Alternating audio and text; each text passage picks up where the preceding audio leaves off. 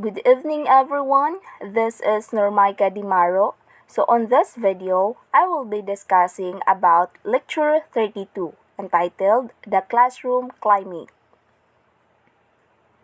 So the classroom climate. The classroom climate is the intellectual, social, emotional, and physical environment where students can learn as byproduct of the social interactions between and among teachers and students. So classroom climate refers to the prevailing mood, attitudes, standards, and tone that you as a teacher and your students feel when they are in your classroom. So what is classroom climate? Students experience the classroom as not just an intellectual space, but also as a social, emotional, and physical environment. So classroom that subtly or indirectly exclude in a certain groups of students tend to be common from the students' perspectives. Students have a particularly negative reaction to instructors who fail to acknowledge conceptual local or national events. So we have here a positive classroom climate and negative classroom climate.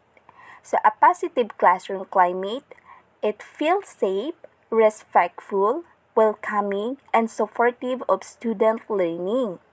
While the negative classroom climate can feel hostile, chaotic, and out of control. So based sa nakikita natin sa first picture about the positive classroom climate, yung mga estudyante is masaya at nakikinig sila sa kanilang guro. While the negative classroom climate, yung teacher is parang pagod ng magturo sapagkat nakikita niya ang kanyang mga estudyante ay may kanya-kanyang mundo. Yung isa nagsa-cellphone lang, yung isa naman is pagod makinig, yung isa is naglalaro, while yung isa naman is natutulog. So, isa yan sa mga simbolo ng walang magandang classroom rules or pagdisiplina sa mga estudyante. So, a positive classroom climate, ito yung ikaw na teacher is marunong kang magdisiplina sa iyong mga estudyante. May classroom rules, you know how to handle the situation, kaya naman yung mga student may disiplina, nakikinig at may respeto. Dito naman sa negative classroom climate, ikaw na teacher kulang ng pagdisiplina sa kanyang mga student, palaging galit, walang malinaw na instructions, malupit sa iyong mga estudyante, walang respeto, kaya naman yung mga student nawawala ng respeto at ganang mag-aral. So, my advice to my classmate, tayo as a future educator, iwasan natin ang negative classroom climate at panatilihin ang positive classroom climate, magpatupad ng classroom rules, engage in more positive than negative interaction, provide high rate of opportunity for student response, and handle problem behavior calmly.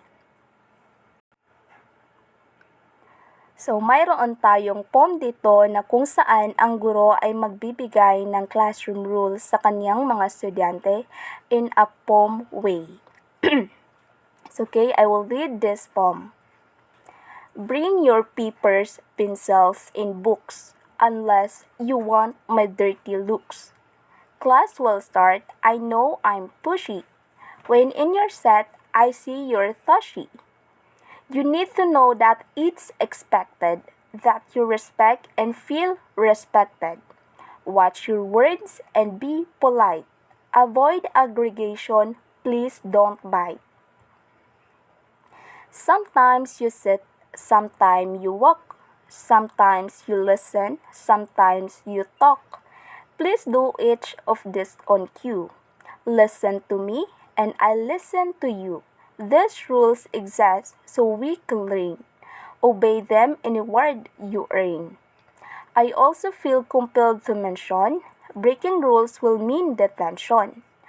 If this rule seems strict in tears, please make suggestion but only in verse.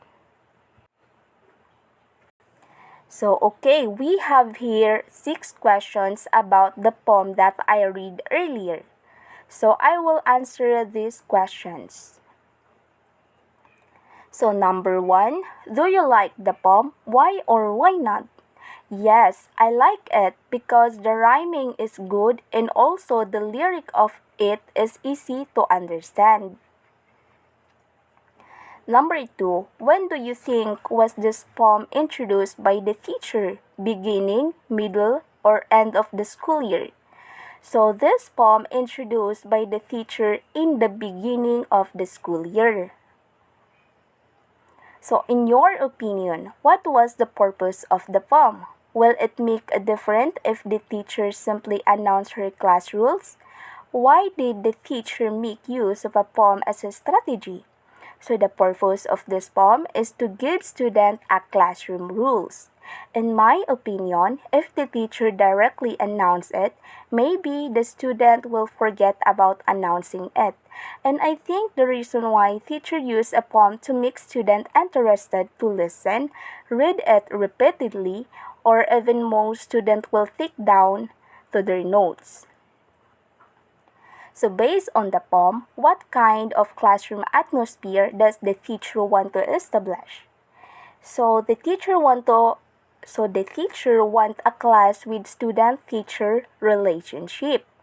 So the teacher want a classroom with a respectful student will lead them to have a good conversation.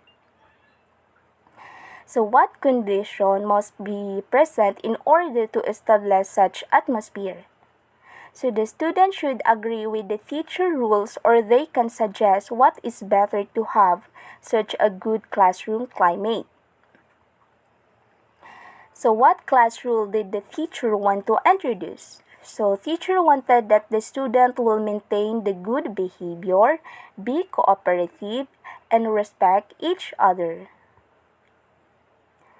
So, how can an educator ensure that his or her classroom has a positive climate?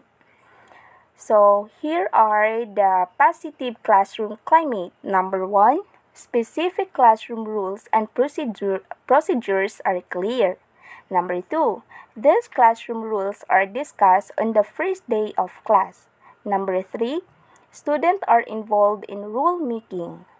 Number 4, reinforce acceptable behavior and provide negative consequence employed.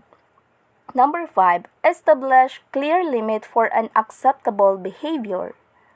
Number 6, healthy balance between dominance and cooperation. Number 7, the teacher is aware of the different needs of students. Number 8, the teacher is fully aware of the happening in the class. Number 9, enhance student responsibility for their own behavior. So that would be all. I hope you understand. Thank you for listening.